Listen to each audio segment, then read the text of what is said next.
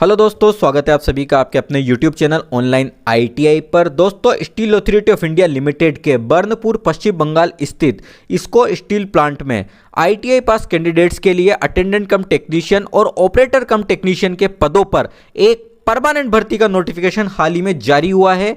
इस नोटिफिकेशन की संपूर्ण जानकारी हमने हमारी पिछली वीडियो में प्रोवाइड करवाई थी। इस भर्ती के सारे जो नोटिफिकेशन के अंदर हाईलाइटेड पॉइंट्स है वो हमने पिछली वीडियो में कवर किए थे, जो कि आप आई बटन पर क्लिक करके जरूर देख लें। आज की इस इंपॉर्टेंट वीडियो में इस वैकेंसी का ऑनलाइन फॉर्म हम आपको ऑनलाइन भरने वाले हैं, जिससे कि आप खुद इस वैकेंसी के लिए अपने मोबाइल से अप्लाई कर सकेंगे। तो पूरा फॉर्म आप भरने की जानकारी अगर सीखना चाहते हैं तो इस वीडियो में लास्ट तक बने रहें। शुरुआत करते हैं।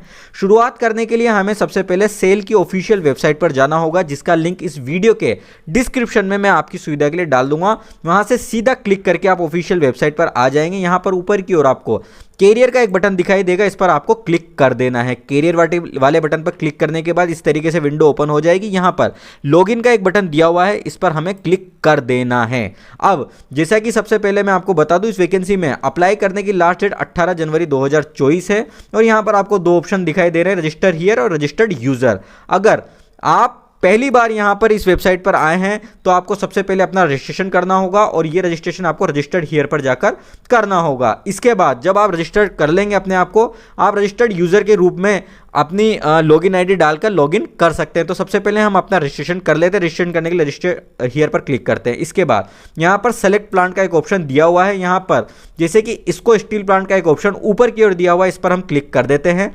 इसको क्लिक करने के बाद मैं सबमिट कर देता हूँ। सबमिट करने के बाद क्रिएट लॉगिन आईडी यहाँ पर एक ऑप्शन दिया हुआ है। यहाँ पर हमें हमारी एक लॉगिन आईडी क्रिएट कर लेनी है, जो भी हमें हमारी लिए सुविधाजनक लगे। इसके अलावा आपको ये ध्यान रखना है कि लॉगिन आईडी में जो लेटर्स और अंक आप यूज कर रहे हैं वो मिनिमम 5 से लेकर मैक्सिमम 15 के बीच में होना जरूरी है। तो इसी तरीके से हम एक लॉगिन आईडी क्रिएट कर लेते हैं। ठीक है, एक लॉगिन आईडी मैंने डेमो के लिए क्रिएट कर ली है। इसके अलावा नीचे की ओर कैप्चा में एक कैलकुलेशन हमने सॉल्व कर दी है। इसके बाद चेक अवेलेबिलिटी का एक ऑप्शन यहाँ पर ओपन हो गया, इस पर हम क्लिक कर देंगे, जिससे कि जो लॉगिन आईडी हमने मांगी है, जो हमने क्रिएट करने की कोशिश की है, उसको वो चेक कर लेता है कि अवेलेबल है या नहीं है। तो ये ग्रीन राइट का निशान आ गया है, नहीं अवेलेबल है। इसके बाद नीचे की ओर हम जाएंगे तो लॉगिन डिटेल का एक बॉक्स दिया हुआ है। इसमें हमें हमारा पासवर्ड क्रिएट करने का एक बॉक्स आ रहा है। इसको क्रिएट करने के लिए हमें ध्यान रखना है कि एक अपर केस, एक लोअर केस, एक डिजिट और एक स्पेशल कैरेक्टर हमें यूज करना जरूरी है। ये चारों चीजें। इसके अलावा जो पासवर्ड है उसकी लेंथ मिनिमम 8 से लेकर मैक्सिमम 15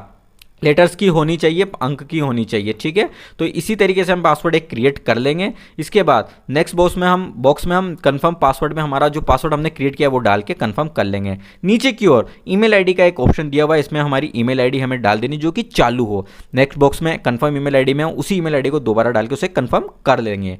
नीचे की ओर ऑप्शन दिया हुआ है पर्सनल डिटेल का। ये सारा जो सेक्शन है ये पर्सनल डिटेल का सेक्शन है। इसमें हमारी पर्सनल डिटेल हमें डालनी है, जैसे कि सबसे पहले नेम इन फुल, हमें हमारा पूरा फुल नेम यहाँ पर डालना है। इसके बाद आप देखेंगे सेकंड ऑप्शन है मोबाइल नंबर, हमें हमारा चालू मोबाइल नंबर डालना है और उस चालू मोबाइल नंबर को वेरीफाई बाय सेंडिंग OTP के माध्यम से OTP डालकर वेरीफाई भी करना है। ठीक है, इसके बाद नेक्स्ट ऑप्शन है फादर नेम हमें डाल देना है। नेक्स्ट है मदर नेम डाल देना है। जेंडर सेलेक्ट कर लेना है।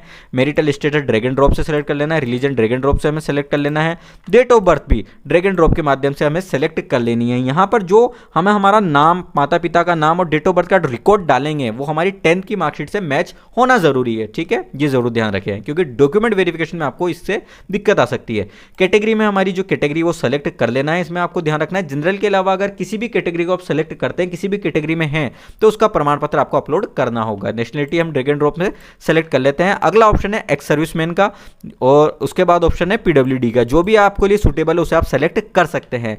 अगर आप सेल के एम्प्लॉय हैं तो सेलेक्ट करके आप यस कर सकते हैं, अदरवाइज हम नो छोड़ दें इसको। इसके बाद नेक्स्ट ऑप्शन है if working in government PSU other than SAIL, अगर आप सेल के अतिरिक्त किसी और गवर्नमेंट PSU में जॉब कर रहे हैं तो आप यस का चुनाव कर सकते हैं, अदरवाइज आप इसको नो करके आगे बढ़ सकते हैं। ये सारे ऑप्शन सेलेक्ट करने के बाद आपको सेव एंड प्रोसीड करना है, जैसे कि मैं करके आगे बढ़ जाता हूं। दोस्तों, यहाँ हमने सारी मांगी गई डिटेल्स को फिलअप कर दिया है। पासवर्ड हमारा क्रिएट हो गया है, साथ ही हमारा मोबाइल नंबर भी OTP के माध्यम से वेरीफाई हो गया। इसके बाद लास्ट में हम सेव एंड प्रोसीड पर क्लिक कर देंगे। सेव एंड प्रोसीड पर क्लिक करने के बाद यहाँ पर एक मैसेज आ गया है कि first stage of registration completed successfully.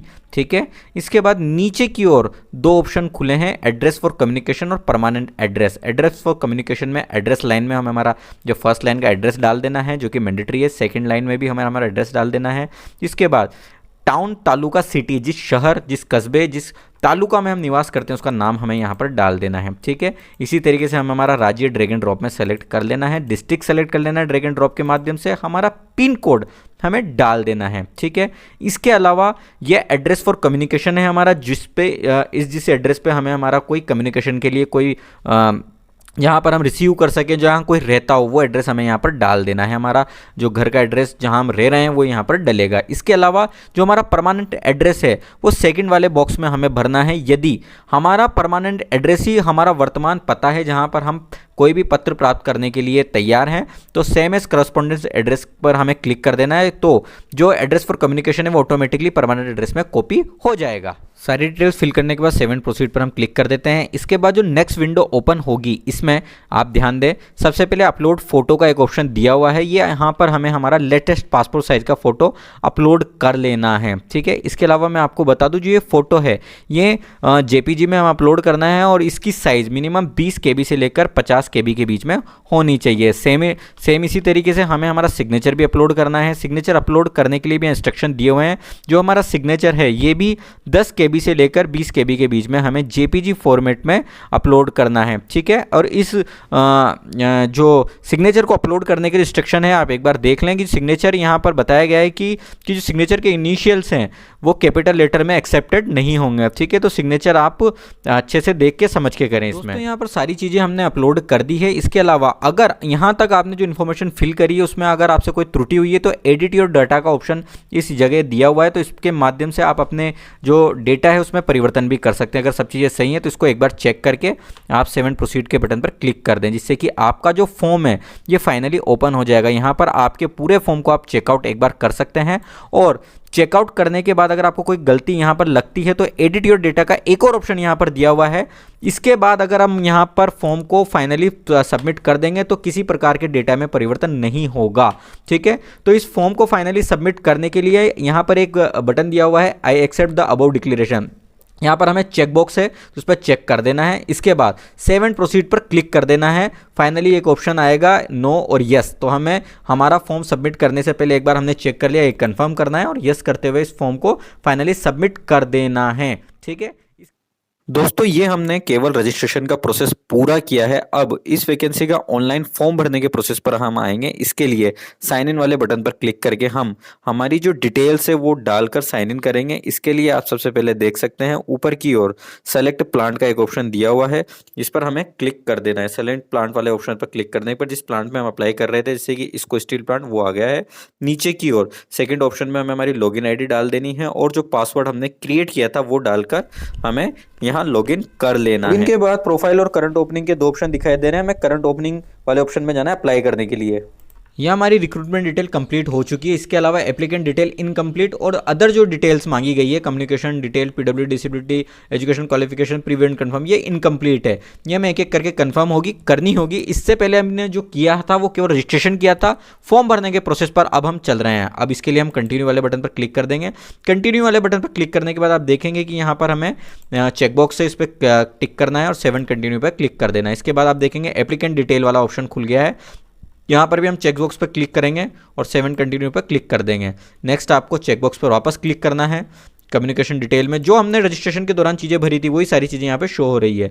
यहाँ पर हमसे अब हम पहुँच गए हैं PWD डिसेबिलिटी डिटेल्स में, ठीक है। तो अगर आप डिसेबल्ड है तो येस, अदरवाइज नो करके यहाँ पर चेकबॉक्स में टिक करके आप 7 कंटिन्यू करके आगे बढ़ सकते हैं। इसके बाद लास्ट में है एजुकेशनल क्वालिफिकेशन। यहाँ पर आपको आपकी एजुकेशनल क्वालिफिकेशन की डिटेल डालनी है। सबसे पहले मेट्रिकुलेशन की क्वालिफिकेशन की डिटेल्स है, नेम ऑफ कोर्स, मेट्रिकुलेशन यानी 10th, ठीक है। जिस भी इंस्टीट्यूट बोर्ड से आपने आपकी 10th करी उसका नाम यहाँ पर आपको डाल देना है। इसी तरीके से ITI का आपको ITI NCVT से आपने जिस भी ट्रेड में अप्लाई करा है वो ड्रैग एंड ड्रॉप में आ जाएगा, वो सेलेक्ट कर लेना है। डेट ऑफ पासिंग में आपको आपका जो डेट ऑफ पासिंग है वो सेलेक्ट कर लेना है, जिस भी ईयर में आपकी ITI कंप्लीट हुई है। इसके अलावा नेम ऑफ बोर्ड में आपकी जो ITI है NCVT वो आपको यहाँ पर डाल देना है। इसके बाद फाइनली चेकबॉक्स पर क्लिक करके 7 कंटिन्यू करके आगे बढ़ जाना है। सारी डिटेल डालने के बाद 7 कंटिन्यू पर हमने क्लिक कर दिया। इसके बाद येस पर वाले बटन पर हमने क्लिक कर दिया। इसके बाद हमारा फॉर्म फाइनली जो इस वैकेंसी के लिए है ये सबमिट होने जा रहा है। यहाँ पर सबमिट करने से पहले सारी डिटेल को हम एक बार चेक कर सकते हैं। इसके बाद यहाँ पर आई कन्फर्म द अबव का एक चेकबॉक्स दिया हुआ है, इस पर हमें कन्फर्म करने के लिए चेकबॉक्स पर टिक करना है, यस करना है। लास्ट एंड फाइनल आप देख सकते हैं कि हमें ग्रीन वाले बटन पर क्लिक करना है, जिससे कि हमारा फ़ोन फाइनली सबमिट हो जाएगा। अगर हम इसमें किसी प्रकार का कोई परिवर्तन करना चाहते हैं तो बैक टू एडिट वाले बटन पर क्लिक करके सुधार कर सकते हैं। तो हम finally I agree to finally submit my online application पर क्लिक कर देते हैं और इसे सबमिट कर देते हैं। इसके बाद मेक पेमेंट का एक बटन ओपन हो गया है, इस पर हमें जाना है। यहाँ पर आने के बाद इस तरीके से विंडो ओपन हो जाएगी। यहाँ पर जो हमारी कैटेगरी और हमारी पोस्ट के अनुसार जो पेमेंट है जो हमें करना है, जैसे कि 300 रुपीज़ यहाँ पर शो रहा है ACT इलेक्ट्रीशियन के लिए, तो यहाँ पर पेमेंट करने के लिए बता रहा है। तो यहाँ पर हम पेमेंट कर सकते हैं काफ़ी इजी माध्यम से, ऑनलाइन माध्यम से, जो कि credit card, debit card, NEFT के चालान के माध्यम से कर सकते हैं। तो आप आपके ATM, क्रेडिट कार्ड, नेफ्ट के माध्यम से यहाँ पर पेमेंट कर सकते हैं और इस पेमेंट को करने के बाद आपका फ़ोन फाइनली कंसीडर कर लिया जाएगा। तो इस तरीके से आप इस वैकेंसी का ऑनलाइन फॉर्म घर बैठे अपने मोबाइल से भर सकते हैं।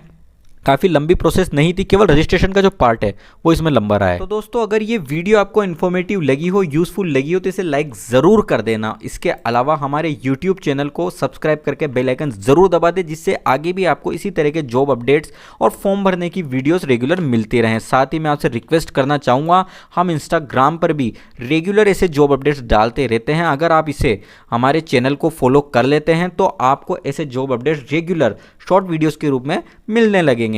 तो स्टूडेंट मिलते हैं अगली वीडियो में, टेक केयर।